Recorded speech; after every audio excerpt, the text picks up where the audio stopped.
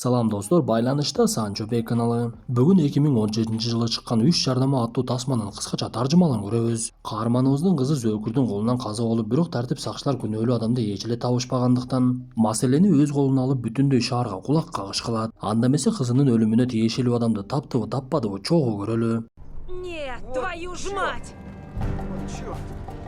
Америка өлкөсүнүн Миссури штатынын Эббин каймагы. Жакында эле бул жерде Анжела Хейс деген кыз Зөөкүрдүн колунан зордукталып, андан соң өлтүрүлүп, кыздын денеси табылып, бирок арадан канча убакыт өтсө дагы кылмышты кылган Зөөкүр табылбай. Тартип сакчылар табууга аракет кылдыбы, кылбадыбы, бул нерсе такыр эле белгисиз болуп жаткан. Биз ошол убакта каза болгон кыздын апасы Милдред Хейстин унаасы менен келе жаткандыгын көрөбүз. Ал келе жатып жолдун боюндагы катарынан турган 3 жарнамалык тактайчаны көрүп, аларга көп убактан бери жарнама илинбей калгандыгын байкап, оюна бир нерсе келе түшөт. Анда каарманыбыз дароо эле жарнамалык тактайчалардын ээси Ред Уэлбиге барат. Милдред Редке кайрылып, мен жарнамалык тактайчаларды 1 жылга ижарага алайын. Алдын ала 1 айга ижараны төлөйүн, эмне деп жарнама берүүнү дагы өзүм жазып беремин. Башкысы мыйзамдын чегинен чыкпай каалаган нерсени чыгара берсек болот да десе, Ред ооба деп жооп берип, экөө келишим түзүшүп, жарнаманы чыгаруу иштери башталат. Ошентип арадан бир канча убакыт өтүп, түнү Диксон деген тартип сакчынын келе жаткандыгын көрөбүз.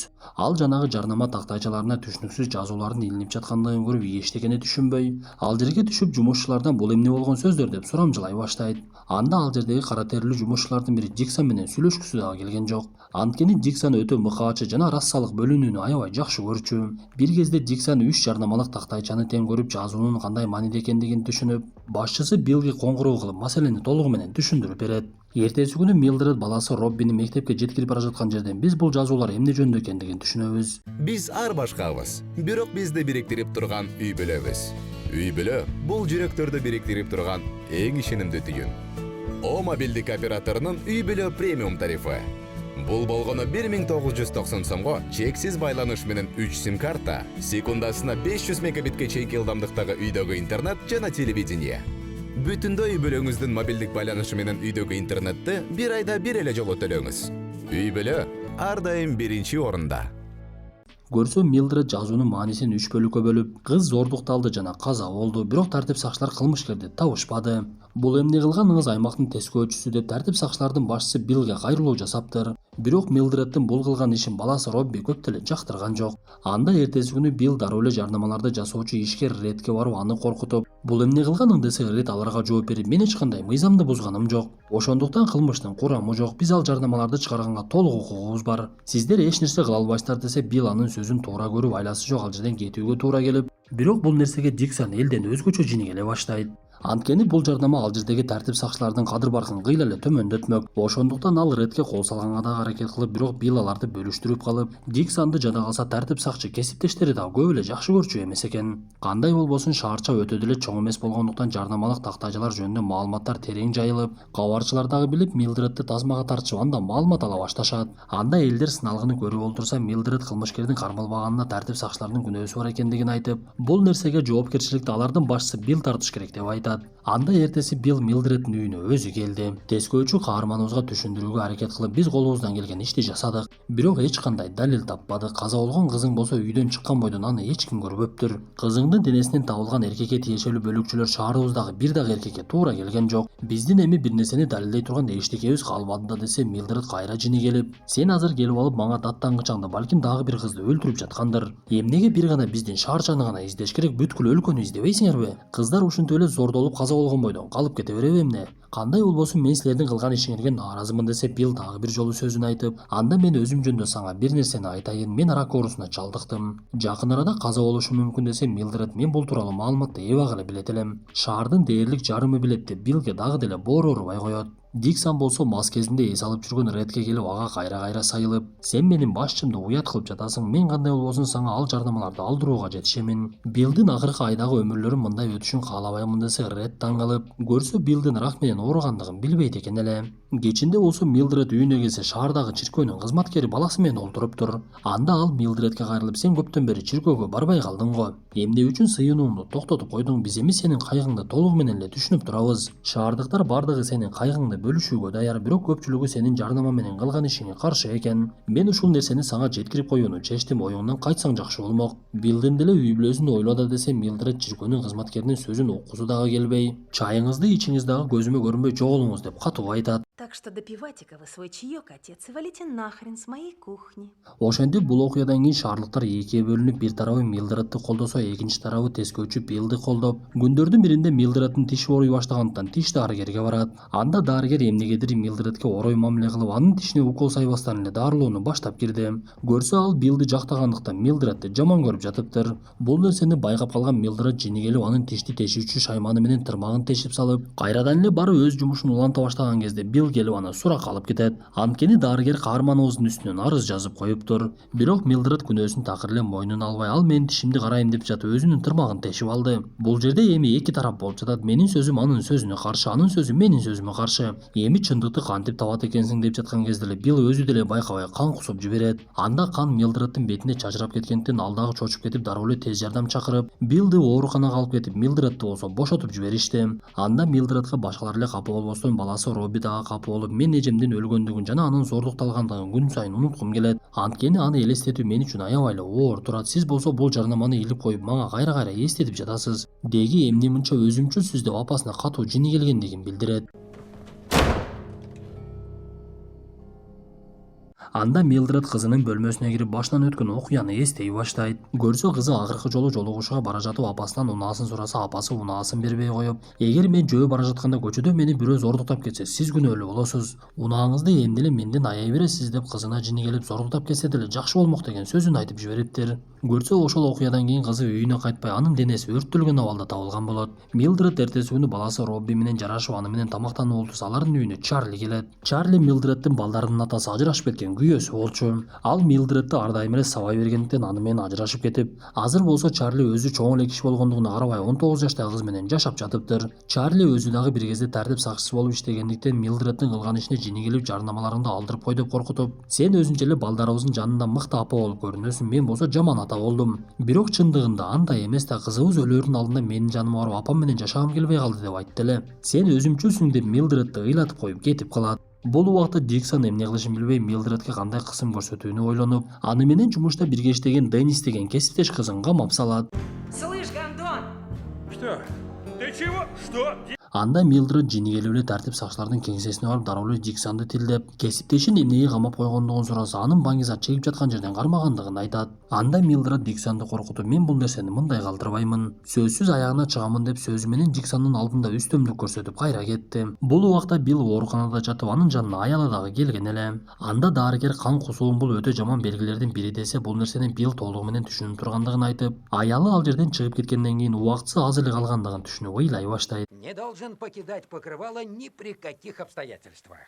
Ошондуктан ал акыркы күндөрүн үй бүлөсү менен өткөрөйүн деп аялын жана кыздарын алып алып эс алууга чыгып, кыздарына балык кармагандын тартибин үйрөтүп, силер балык кармап жатканда эки жакты карабашыңар керек. Анткени башка нерсеге алаксаганга такыр болбойт деп кыздарын алдап суунун чегинде калтырып, өзү болсо аялын ээрчитип алып үй бүлөлүк жашоодогу эң башкы маселени чечүүгө кетет. Бул убакта Милдред жарнамалар иленген тактайчанын жанында гүлегип жаткан. Ал аймак тоолуу токойлорго жакын болгондуктан каарманыбыздын жанына ээлик келип калыптыр. Анда Милдред аны карап ичиндеги арманын айтып, эми менин башка аргам жок да. Колумдан башка нерсе келгенде ошону аткармакмын. Азыр эми колумдан ошол нерсе келип жатат. Мен эми түшүнөмүн, кандай болсо дагы кызымды кайтара албаймын. Бирок мындай ишке барган кылмышкерлер көчөдө эркин жүрбөш керек да деп көзүнө жаш алат. Билл болсо кечинде үйүнө кайтып келип, кыздарын орундуктарга жаткырып, аларды уктатып, андан соң аялына барып, бүгүнкү күн мен үчүн эч качан унутулгус болот. Мен эми жылкыларды карап келейин, сен эс алып тур деп багып жүргөн аттарына барат. Көрсө Билл өмүрүнүн аягындагы күндөр үй бүлөсүнө оорчулук алып келбесин деп өзүн өзү өлтүрүүнү чечиптир. Не снимай мешок, просто позвони парням. Көрсө ал бул нерсеге көптөн бери даярданып, аялына кат жазып калтырып, кыздарын жана аялын катуу жакшы көргөндүгүн айтып, бирок күндөн күнгө алы жок болуп бара жаткандыгы тууралуу жазыптыр. Ошондуктан өлүмүнө аз калган мезгилде төшөктө жатып аялына түйшүк болууну каалабай ушул жолго баргандыгын түшүндүрөт. Бул убакта Милдреддин жарнамага төлөгөн акчасынын мөөнөтү бүткөндүктөн анын жаңы төлөй турган убактысы келип, бирок төлөгөнгө чындыгында чөнтөгүндө акчасы жок болуп жаткан. Бир мезгилде эле Реддин жардамчысы аларга жүк жеткирүүчү адам конверт таштап кеткендигин айтат. Анда конверттин ичинде $5000 акча. Бул акча Милдредке жардам болсун деп жазылыптыр, бирок анын кимден экендиги белгисиз болот. Сыягы бул жердеги адамдардын бири дагы биздин Хамза инибизге жардам берип, бирок өздөрүнүн ким экендигин билгизгиси келбеген адамдардай жардам бергиси келди окшойт. Кандай болбосун Милдреддин маселеси чечилип, жарнама таякчалары дагы бир айга узарып калат. Бул убакта Биллдин өлүмү тууралуу маалымат тарап, тартип сакчылардын кеңсесинде аза күтө башташып, муну уккан Диксандын дагы жини келип дароо эле Реддин кеңсесине жөнөйт. Ал барып эле эчтекеге карабай Редди ортокмукка ала баштап, бир кезде терезеден да кыргытып жиберип, эчтеке болбогондой эле кайрадан кеңсесине кирип кетсе, болуп жаткан окуяны ал жерге келген кара терилүү адам көрүп калган болчу. Көрсө бул адам каза болгон Биллдин ордуна ал аймакка тескөөчү болуп келиптир. Ал кеңсеге кирип эң биринчи эле Диксонду жумуштан айдап жиберет. Ошентип Биллдин өлүмү тууралуу маалымат сыналгыга чейин чыгып, ал жерде ар кандай ойлор айтылып, кээ бири Биллди оорусунун айынан өлдү десе, кээ бири Милдреддин чыгарган жарнамасынын айынан өлдү деп айтып жатышкан. Ошондуктан шаардагы кээ бир адамдар Милдредди эми чындап эле душман көрө башташты окшойт. Бир кезде каарманыбыз баласын мектепке жеткирип барса, анын унаасына бирөө таштан ыргытып жиберип, Милдред дароо эле унаасынан түшүп барат да ал жерде турган балдардын бирөөсүнүн талдоо жерин талата тээп салат. Андан соң жанында турган кызды дагы солута тээп салып, Биллдин өлүмүндө анын эч кандай күнөөсү жок экендигин айткысы келди окшойт. Мындан соң каарманыбыз жумушунда жүрсө, ал жерге Биллдин аялы келип, эми сиз максатыңызга жеттиңиз окшойт. Билл өзүн өзү өлтүрүп алды, демек сиздин аракетиңизден майнап чыкты. Бул катты Билл өлөөрдүн алдында сизге таштап кеткен болчу. Мен аманатты жеткирдим деп ал жерден ачууланган бойдон чыгып кетет. Бир мезгилде эле Милдред катты окуй баштады. Анда Билл Милдредди жаман көрбөгөндүгүн жана ага эч кандай кек сактабагандыгын айтып, менин өлүмүмө сенин эч кандай тиешең жок, мен оорумдун айынан өзүмдү жок кылдым. Менин өкүнгөнүм сенин кызыңды өлтүргөн зөөкүрлөрдү таба алган жокмун, ошого чын жүрөктөн өкүнөмүн.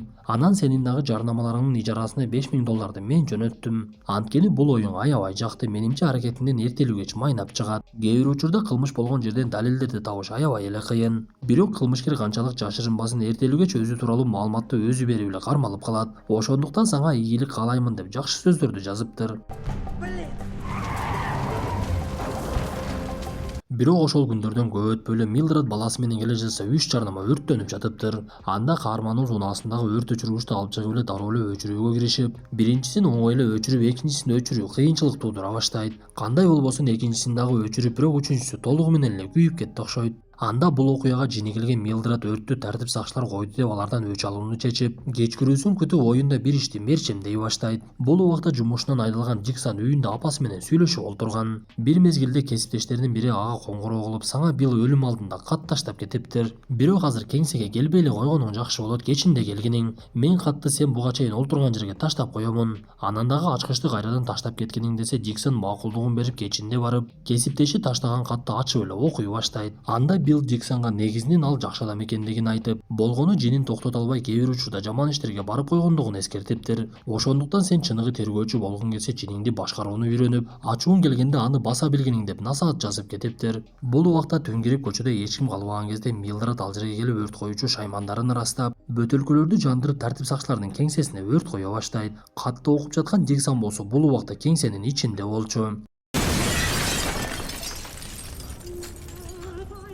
Бир мезгилде сыртта карап турган каарманыбыз кеңсенин ичинен Диксондун качып чыккандыгын көрүп, анын денеси өрттөнүп жаткандыгына карабай эле кетип калат. Ошентип Диксондун денеси катуу күйүп, ал ооруканага түшүп, ооруканадагы бөлмөлөрдүн бирине алып кирген кезде ошол бөлмөдө буга чейин Диксондун колунан жабыркаган Ред жатыптыр. Анда Диксон дагы өзүнүн абалы оор болгондуктан Редден кечирим сурап, Ред башында жини келгендиги менен бирок Диксондун абалын көрүп аны кечирет. Милдред болсо бул убакта буга чейин күйүп кеткен жарнамаларды жаңылап, жаңы кагаздарды жабыштырып, кайрадан мурдагыдай кылып ордуна келтирип коет. Ошентип арадан көп убакыт өтүп, бети башы күйгөн Диксон бул убакта ооруканадан чыккан эле. Ал эс алуучу жайлардын биринде олтурса эле, анын жанына бейтаныш эки бала келип олтуруп калышат. Бир кезде алардын бирөөсү сөз баштап, буга чейин 8-9 ай мурда башымдан бир окуя өттү эле. Ал күнү мен өтө көп ичип алган болчумун, бир топ балдар элек. Көчөдө бир кызды кармадык дагы зордуктап салдык. Андан соң аны өрттөп дагы салганбыз деп эчтекеден коркпой эле айтып берип, бул сөздөрдүн бардыгын Диксон дагы угуп калат. Анда ал дароо эле сыртка чыгып, ал балдардын унаасы бул аймакка тиешелүү эмес экендигин түшүнүп, эми эмне кылсам экен деп эле ойлоно баштаган. Анда бир кезде жанагы бейтааныш балдар Диксон аларды башкача карап жаткандыгын айтып, өздөрү сөз баштап, сен эмне кайра эле бизди аңырайып карап жатасың? Эмне бир нерсени каалап жатасыңбы десе, Диксон алардын жанына барып олтуруп,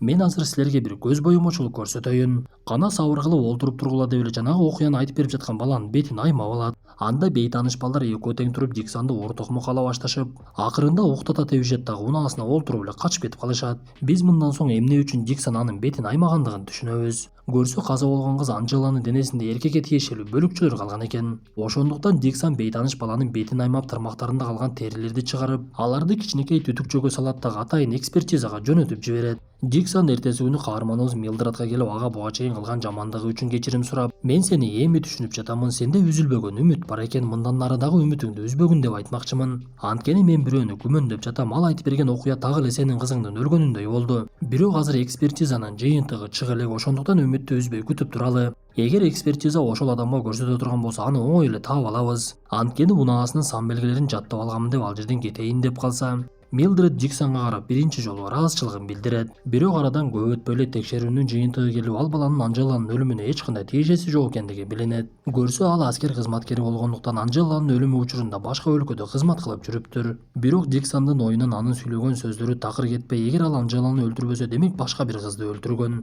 Кандай болбосун, ал кылмышкер деп каарманыбыз Милдредке коңгуроо кылып, мен ал баланын Айдахо штатында жашагандыгын аныктадым. Эгер кааласаң Анжела үчүн болбосо дагы башка өлгөн кыз үчүн өч алып келеле. Менин оюмдан бул нерсе кетпей жатат десе, Милдред дароо эле макулдугун берип, Диксон мылтыгын алып экөө унаага олтуруп алып Айдахо штатына жөнөп кетишет. Каармандарыбыз сүйлөшүп бара жаткан жеринен алар жанагы бейтааныш адамды толугу менен өлтүрүүгө чечим чыгаргандыгын түшүнөбүз. Бирок ошол мезгилде эле тасмабыз аягына чыгып калат. Достор, тасма жакса мыкты белгисин басып, оюңуздарды сөзсүз калтыра кетиңиздер. Анан дагы каналыбызга катталууну унутпай, досторуңуздар менен сөзсүз бөлүшүп, тааныш билиштериңиздерге каналыбызды сунуштап турсаңыз, биз мүмкүнчүлүктү болушунча чыгара берүүнү токтотпойбуз. Анда эмесе достор, кийинки тасмадан көрүшкөнчө ден соолукту жакшы карап, үй бүлө бир туугандарыбыз ар дайым амандыкта болушсун.